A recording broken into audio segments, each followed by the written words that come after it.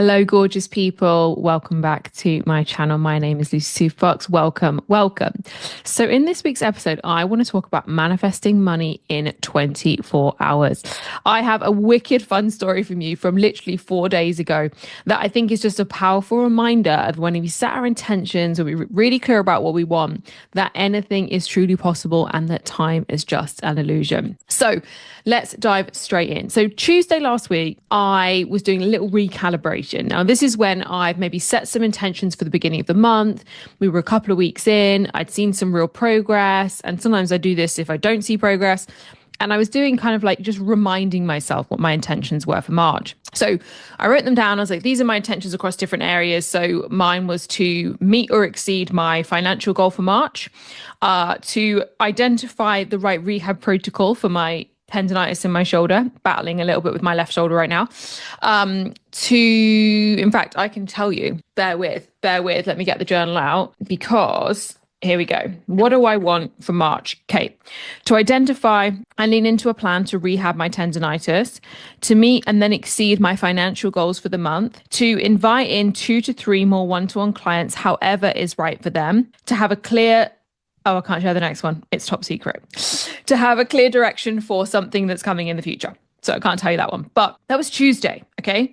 So Tuesday, that's where I'm at. Now, I actually wasn't that far away from my financial goals for March very early. And that hasn't actually been the case for the last few months. So I've normally had a launch that goes into the end of the month. So I've normally held space to hit that goal right at the end of the month and in line with the launch closing, right? A launch of a product or a program. But this was different. And I was like, wow, this feels really good. This is so great. There's lots of space here. You know, I've got all these weeks to meet my financial goals, which means I can be creative. I don't need to think about trying to chase down the money. I can just kind of be open. And I know that's a privileged position to be in. And, you know, maybe it's useful for me to share that one of the ways that I kind of know where I'm going to land financially is the fact that I've built up multiple income streams over the years. And so I have an element of predictability over where some money's coming from. I also leverage payment plans and payment programs within all of my launches. So I have that kind of repeat income that can come in each month. And then I also have some kind of fixed sets of income from different things I do or from things that I've sold in the past. So I therefore don't start every month on zero. You know, I'm not starting each month at zero going, right, where the fuck is this money coming from? But I have my own version of zero, right? My own version of this is what I know for sure is coming in. Do we want to elevate the goal this month? Do we want to rise up the goal this month financially? Or are we sticking with the same kind of turnover goal? Okay, cool. Where's that balance coming from? So anyway, the key point about this is when I came into Tuesday, I didn't feel far away from my financial goal. Whether I was or not is actually an irrelevant point. I didn't feel very far away and I was very open to how it came. So then Tuesday night, but Wednesday morning, I discover this, right? I get an email from my building society. So one of my building societies, they sent me an email saying, hi, here's your annual shareholder bonus of 50 quid or something to that effect. I was like, yay, lovely, love a little 50 quid. Doesn't matter how much money you earn. When someone's going to send you 50 quid for doing fuck all, you'll take it. Then I got a free coffee on Wednesday morning. So I was in London on Wednesday, went to my coffee shop, went to stamp my virtual thing. And they were like, oh, there's 2 free coffees on there. I was like, how? I've only used this once. Anyway, fuck the how, got a free coffee, got my free almond milk cappuccino. And I was like, okay, great. And then within about 4 hours of that, there were 3 purchases on my website, 2 low-cost digital downloads, one of which is the Manifesting Bundle. And let me just remind you that Magic Manifesting Bundle, which is basically what I'm sharing with you, right, is how to magic manifest, is just 27 quid in March. Just 27 quid. Imagine if that 27 quid changed your life. You can get it at lucysuperfox.com/shop. So one of the purchases was the Manifesting Bundle. One of the other purchases was the Trauma and Transformation Bundle. So basically a workbook and video masterclass on how your trauma might be impacting your body transformation. So weight loss goals, body transformation, competing, doesn't really matter.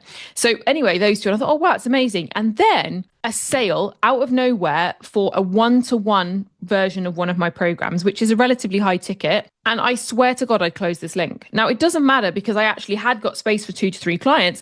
I just hadn't set the clear intention that was where they were going to come from. And they signed up without an email, without a discovery call, and without any context. And I was like that. Oh my God. And I just knew straight away that all those things added up meant I hit my financial goal for the month. And I was literally within 22p of my financial goal just based on that happening. And 22, of course it was double 2. So I share this with you not to show off. Obviously now I'm like, great, what can the stretch goal be for March? Where can we go next? What feels expansive? But what I really want to dive into today is how possible it is to manifest things in 24 hours, and how, especially with money, it's really easy to do. So I'm just going to go through a few simple steps. But I really think if right now you have a money goal that you want to nail in the next 24 hours, or maybe for you 24 hours feels too soon. And the most important thing to understand about manifesting, if you understand nothing else, is it's all about what feels normal and safe. So if I say manifesting money in 24 hours and that sends you into whatever, no way, triggered and activated, that is just because it doesn't feel safe to you that you could possibly receive or achieve that thing in 24 hours. But it's not necessarily the truth. It's just how you feel, and how you feel is how you manifest. So the first thing when it comes to manifesting kind of, let's say, money in 24 hours is setting your clear intention. And one of the things I think happens so much is we think, well, if I'm going to play with manifesting, let's go big. And I'm actually a big fan of going small. And that is because if you are trying to manifest something beyond what feels safe and comfortable to your nervous system, one, even if you manifest it, you probably won't keep it. You'll either attract an expense, you'll blow it up the wall, you'll spunk it because it didn't feel safe for your nervous system to hold on to it. Or two, you won't manifest it, and then you'll say manifesting doesn't work. And neither of those things are the truth. So when you're thinking about setting your financial goal to manifest in 24 hours, I would pick something that feels easy and safe. And sometimes that can be controversial because everyone's focused on pushing themselves at their comfort zone, going bigger, going next, expansion. But the truth is, if your nervous system is in a state of contraction, it's in a state of lack, it's in a state of scarcity, it's in a state of fear. And even if that fear is just small, fear of maybe not hitting your goals, fear of maybe being slightly disappointed, fear of launching a product or a program and it not quite working, or fear of not hitting your goals, that kind of fear is kind of so low level, we don't even know it's there. But if you poke that fear, what you're then in is a state of anxiety and fear, which, as we know vibrationally, is a state of contraction. It's a state of being closed. It's not a state of being open. And the energy of money isn't happiness. Money isn't joy. Money isn't authenticity. Money is just openness. Money is a feminine flow of like this ease and like abundance. And it's like this really soft energy. And that's the energy of receivership, the energy of being open to receive. So whatever goal you set, or whatever number you want to get behind, or maybe it's not a number, maybe it's not money, maybe it's a client, maybe it's a business opportunity, maybe it's views on your social media reels, right? And maybe I need to do some work on my Instagram visibility with my manifesting goals. But oh, there we go. I've set an intention, my friends. So whatever the number is, it has to feel safe and normal. And then when you've done that and that feels safe and normal, that's when we can expand slowly. So pick a number that feels safe and normal. And I remember once that a client said to me, she was like, I'm just going to pick £100. She's like, I'm just going to pick £100 because £100 doesn't feel like, whoa, but it also doesn't feel like, well, yeah, of course I made £100, 20 quid because I found a £20 note on the floor, right? Sometimes it's got to be something that excites you a little bit. It's got to be something that you feel like you want to receive. Because if it's only a couple of quid, it might feel like, what's the point? So it's got to be that beautiful balance between something that feels safe and normal, whilst also feeling like something that would not necessarily make a difference, but feel good. So I had this client, and she basically set this challenge of £100. And she was like really sure. She kind of almost had an idea of where it was going to come from. She's like, I've launched this low cost product, it's only like $9.99, 10 of those, it'll be done. The reel will do really well today. My store, she really had this kind of linear plan of how it's going to happen. Anyway, and it was only £100 in her head. So she was like, oh, this is going to be easy and great. And she woke up the next morning and nobody had bought the £10 product. And she was like, oh my gosh, I'm not going to be able to achieve my goal. I'm not going to receive the money. It's not going to happen. And happened to be working together on a one-to-one basis. So she checked in with me and I was like, listen, it's never, ever, ever, ever, ever about the how. And it's always about being a match for the thing. So you being attached to the how was great because it allowed you to move with that energy and guidance. You took the nudges, you were in flow, you were in the energy of receiving. But just because it didn't happen that way doesn't mean it's not going to happen. So you just have to still be in the energy of receiving, that kind of openness to the £100, right? And it has to feel safe and normal. So does it feel safe and normal? Yes. Okay, cool. Next thing is keep yourself in the energy of receiving, keep yourself in the energy of flow. And that's really the hardest thing. And that's where people trip themselves at the most. So that's step 2. So step 1 is finding a number that feels really safe and comfortable. Step number 2 is staying in the energy of receiving. This is why long-term manifesting challenges don't often work. work, I'm saying in inverted commas, because of the fact that it's really difficult to maintain that vibration for a long time. And we often end up reverting back to the energy we were in before. And so we see the momentum of our past kick in rather than the momentum of the future intention that we've set. So this is where sometimes some short-term challenges can be super fun, just to remind us that these things are possible, that manifesting money is possible, that, time is not linear, that the universe is magic. Like sometimes just allowing ourselves to step into that energy and doing it for a fixed period of time can be a great, powerful reminder. So this is why this is a 24-hour challenge, okay? So 24 hours from whenever you decide, not necessarily 24 hours from this podcast, but 24 hours from when you decide to open yourself up to this 24-hour manifesting money challenge, or manifesting abundance, we'll call it, because it could be something else for you. So step number 1 is get really clear on what you want and what feels safe and comfortable, because it has to feel safe and comfortable. Otherwise, this is going to take, you're going to have to be doing some real deep shit, right? And you know what? If let's say you're like, okay, Luz, 50 quid feels safe and comfortable, but I want to be at the point where I'm manifesting £1,000. I want to be at the point where I manifested like you did, like, a good few £1,000s in one day. So how do I do that? And that is exactly what I give you inside the manifesting bundle. So you can get that at lucysuperfox.com/shop. It's 27 quid till the end of March. So the next thing is being in the energy of receiving. So a lot of us don't know what that is. We've often been in the energy before of getting. We've been in the energy of having. We've been in the energy of being gifted, or we've been in the energy of earning, or we've been in the energy of deserving, but we've not necessarily been in the energy of receiving. And receivership is just this open channel. It feels safe to receive. It feels safe to be adored. It feels safe to be loved. And a lot of us do not feel that way. A lot of us have grown up with conditional worth. A lot of us have grown up with, you're only good enough if you do X. It's all about hard work. It's all about hustle. And, my hatred for hustle, and we grow up with this sense of conditional worth, or that we're fundamentally not good enough unless we've done X, Y, Z. And so the energy of receivership, the reason why a lot of people manifest money at the end of hard work, or the end of hustle, or at the end of achievement, is just because they then become open to receive. Is then because they believe they've done enough that it feels safe to receive, that they feel worthy enough to receive. But that safety to receive, that worthiness to receive, can be achieved earlier. And the smaller the number, the easier it is to get behind that energy. And the bigger the number, often the deeper the healing, right? The deeper the journey we need to go on in order to be that open channel to receive. So the answer then to being in the energy and open to receive this small number, or this number that you're going to get behind that's safe and comfortable, let's say it's £100 for you, or 50 quid, or $100, or whatever currency you love to live in, is it has to feel like something that you won't question your worth around, that you won't be like, oh my God, was I good enough? Did I deserve it? Like, it's got to be something that is fun and it's playful, because we want to dial into that fun and playfulness. We want to dial into that energy of like, this is fun. This is a game. This is, this just like playful energy that's being open to receive. And that energy of kind of not questioning ourselves, that energy of self-love, that energy of kind of what's the word I'm looking for? Self-contentment, self-acceptance. And for a lot of us, those energies feel really, really difficult. But for 24 hours, that is the game. So I want you to reflect on what are a couple of things you could do for yourself to allow yourself to be in the energy of receiving, without conditions, without questioning the how, without thinking every 5 seconds, right? How is it coming? How is it coming? Has it come yet? Has it come yet? What is something that you could do to support yourself staying in the energy of receivership, staying in the energy of openness, staying in the energy of playfulness, staying in the energy of worth? What could you do for you? So some things that I might do for me are obviously, as a trauma-informed mindset coach, root cause therapy practitioner, EFT, all the things, right? I might be studying, because that's validating that I'm good enough. To me, it validates that I really take what I do. I find a lot of purpose. I have a lot of passion in what I do.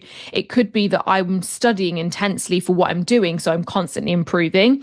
And that feels like, to me, a sense of worth. Now, that's still a conditional worth, but it's something that would help provide that. Something that I like to do for myself a lot is I do a lot of unconscious mind work with myself. I do a lot of self-muscle testing, and I do that being a root cause therapist. It's part of the magic of what I do. And I'm able to identify where there are stuck and blocked emotions in my own nervous system and release them really quickly. I also, using emotional freedom technique, will tap through any kind of limiting or negative thoughts and bring them into kind of a state of peace or a state of acceptance. Not always a state of elevation or joy, but will bring them around to a state of acceptance. I will spend time with, where possible, things that light me up, or I'll watch funny things things, or I'll have lots of peace and quiet, or just be doing things that I personally love. And to me, that's normally when I'm in my most open to receive state. And if you don't know, one of the best things to do is to look back at your life and think, right, when did everything feel good? And look, honey, if you're sat there feeling like, I honestly don't remember, then maybe it's time for us to have a chat, because that is not how life is supposed to be. And I promise you, there is another side to the struggle and maybe the suffering that you feel that you're currently in. I will put the link for a discovery call in my bio. But what I feel called to share with you is that your version of being open to receive is possibly and probably different to everyone else's. So it just has to feel like it's safe and normal, and you have to be in the energy of like, of course it did. So the final bit on step 2 is, of course it did. Of course it did. Of course it did. It's the energy that it is inevitable, right? That's receivership. That's openness. Of course it did. So it's safe and normal. You're open to receive. Of course it did. Step number 3 is letting go of the how. It is this not needing to analyze, not needing to question, being open to where it comes from. And that can be hard for a lot of us, especially if this is why I'm saying, for the purpose of this challenge, pick a number that doesn't feel big, because if you pick a big number, you're going to find yourself spiraling, right? Like the manifesting bundle is for your big numbers.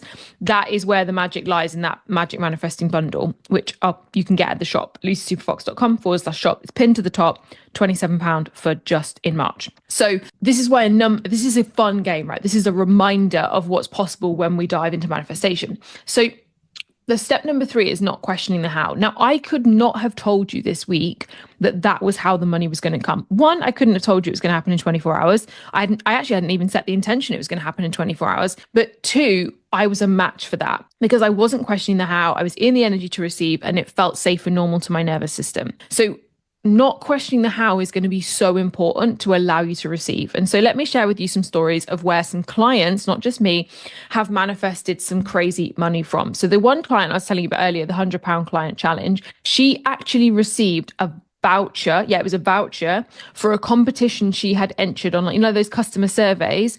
She entered a customer survey maybe like a couple of weeks before, and she earned the £100 Amazon voucher. Somebody else had a combination of things, like found a tenner on the ground, then won £30 on the lottery, and then had a £50 credit back from her credit card statement because she'd used a deal. Like, I have got so many stories. I had one client tell me once that they manifested £10,000 because somebody walked into their driveway and said, I want to buy that car. And they manifested the £10,000, and they'd not really set any intentions about selling the car, that they had just were open to receiving that money because it had a purpose. I have had clients tell me that they've walked up to someone's walked up to them in the street and said, hey, listen, are you this person? Oh, I'd love to pay you to do this session with me, or I'd love to. And so money is not limited by how you make money. Money is not limited by what you do for work. Money has no consciousness. Money does not judge you. It doesn't think about you. It doesn't think you're worthy or not. Like, that's not how money works. Money is just like a sense of energy. Money is just a flow. It responds to an energy and vibration. And so this is why the how is actually irrelevant. Now, I used to want to be obsessed with the how. I used to want the money to flow through certain things, but that's because my worth was conditional. So if you are saying to yourself, I want the money to come through my business, I want the money to come through my business, that is likely because you are attaching worth to the success of your business. And whilst you are attaching your worth to the success of your business, it's doubtful your business will actually be successful. And if it's successful, it will normally be attached to how much effort and how much hustle you've applied, because your worth is still conditional. Finding unconditional worth is a great experience and a great feeling to have. But one of the best ways you could do that for yourself is by playing with manifesting money from whatever it comes from, through the path of least resistance. Now, the reason it does often come for people through their business is that's just because what feels most safe and normal, because that feels like the path of least resistance. It feels like the most obvious way the money could come. So it's not to say there's anything bad with it coming through your business, but the reason that sometimes it doesn't come when we want it to come is because we're so attached to the how. We're not in the energy of receiving. It's not feeling safe and normal. And we're actually then in the opposite energy and blocking the money. And sometimes when we just release the resistance, that's when the money comes. So these are your 3 steps. 1, get really clear on an amount of money that feels safe and normal. Number 2, work out what it feels like to you to be in that energy of openness, receivership, playful, joy, fun, And step number 3, forget about the how. One of the exercises that you could do if you find yourself dialing into this kind of like spiraling, where's it going to come from, is write all the ways that it could possibly come. And I promise you, you wouldn't even be done if you got to a side of A4, and then use that piece of paper and then let it go, because the money is not limited by practical things. Money is a beautiful flowing feminine energy that you will receive when you are open to doing so. So let me know in the comments how you get on in the next 24 hours with your manifesting money challenge. Remember, this is a game. This is about fun. This is about embracing it. It's about experiencing it. And in the next episode, I am going to be dialing into why meditation sometimes feels difficult, how to make meditation something that can be something fun and joyful and allow you to manifest more in your life. And I will be troubleshooting any questions that you might have from this manifesting challenge, any outcomes from this manifesting challenge that you were like, it didn't happen the way I wanted it to, or this happened, and then why did that happen? And I'm going to be answering those questions. So do not hesitate to leave me a question or a comment on this podcast, and I will answer it in the next one. Have the most beautiful week, my friends, and I'll see you on the next episode.